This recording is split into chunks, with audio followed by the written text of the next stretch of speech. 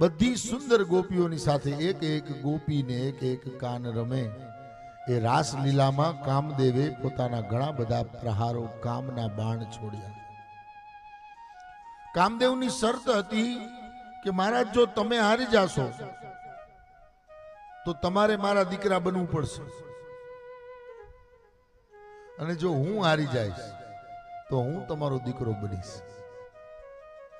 કામદેવ કે આપણા તો બે હાથમાં લાડવા જ છે ને. ભગવાન કૃષ્ણ બાપ બને તોય સારું અને દીકરો બને તોય સારું. કામદેવ કે આમાં જરાય નુકસાનીનું કામ નથી. એટલે બે હાથમાં લાડવા. ભગવાન કૃષ્ણએ કહ્યું કે જા તારી જેવી ઈચ્છા કરી લે પ્રયત્નો.